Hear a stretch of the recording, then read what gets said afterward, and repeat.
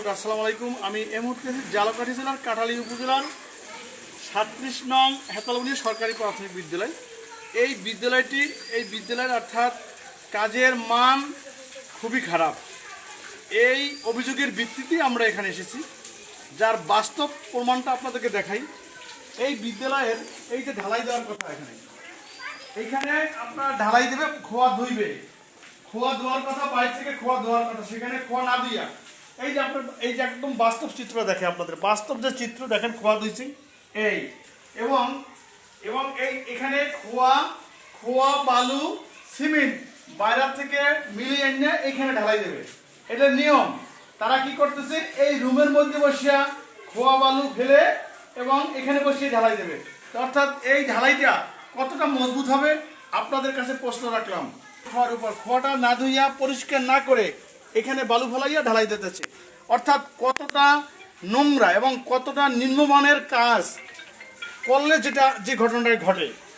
এখন এই যে কাজ এবং এই যথেষ্ট অসঙ্গতি হচ্ছে এবং রাষ্ট্র সমাজের কাছে আমার প্রশ্ন যে এখনো এভাবে কাজ হয় কিভাবে?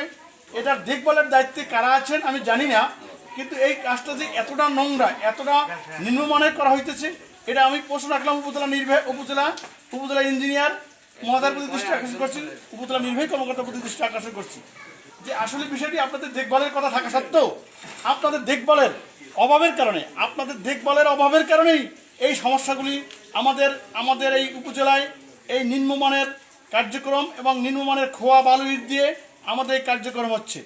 আমাদের ভবিষ্যৎ এই স্কুল যদি ভালো কাজ হয় তা আমাদের ছেলে মেয়ে দুর্ঘটনায় কবলিত হবে না। এই যে হেতালবনী স্কুল, এই স্কুলের প্লাস্টার ধসে ছাত্রছাত্রী আহত হয়েছে আরও 2018 সালে। এর প্রেক্ষিতে একটি নতুন ভবন হয়েছে, সেই ভবনের কাজ এখন এই নিম্নমানের কাজ হচ্ছে। বাবা তোমরা একটু এই যে খোঁড়া কি ধুইছে? লোকদের সাথে কথা বলবো যে আসলে যে কাজটা আপনারা করেছেন, এই যে বিষয়টা দেখেন আগেই খোয়া ফেলানো হয়ে গেছে। সিমেন্ট বালু মিশাবার আগে খোয়া না ধুয়ে ঢালাইয়ের কাজ শুরু করেছে।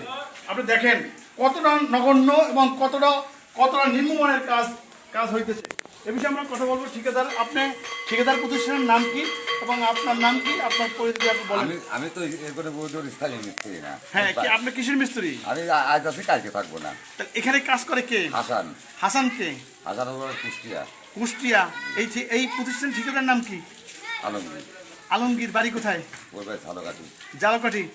হ্যাঁ, ঝাউতলা। এই ঠিকাদার প্রতিষ্ঠানের নাম জানেন আপনি?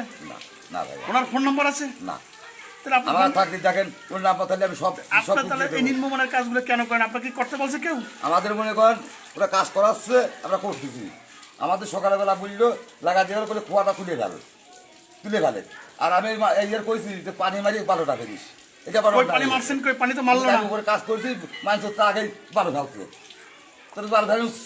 আপনি খোয়া দেওয়ার কথা ছিল কিনা? খোয়া দেওয়ার কথা। আরে ভিতরে তো খোয়া দেওয়া নেই। আপনি চলেন, আপনি দেখেন এই যে খোয়াটা ধুইছেন কিনা দেখেন। আপনি এই যে আপনি খোয়া ধুইছেন দেখছেন, এই খোয়া মিলিয়া ঢালাই করে আমার বাইরে থেকে আমার কথা না, আপনি এখানে মিলিয়ে কিভাবে ঢালাই দেবেন? আপনি বলেন এই যে ময়লা পানি কি যাবে, বাইরে যাবে, সেটা আপনি রুমে বসে দেন, এই খোয়াটা ধোন, তাহলে আপনি হবে? এটা অন্যায় করেছেন কিনা? হিসেবে আপনার বিদ্যালয়ের দেখভালের দায়িত্ব আপনার বিদ্যালয়ে এই নিম্নমানের খোয়া এবং বালু দিয়ে যে ঢালাইটা হচ্ছে, খোয়া না ধুইয়া এবং রাবিশ দিয়ে যে আপনার ঢালাই হচ্ছে, এই বিষয়ে আপনার বক্তব্য কি? আসলে এখানে তো ঠিকাদার ওনাদের কাজ দিয়ে গেছে, ওনারা কাজ করে।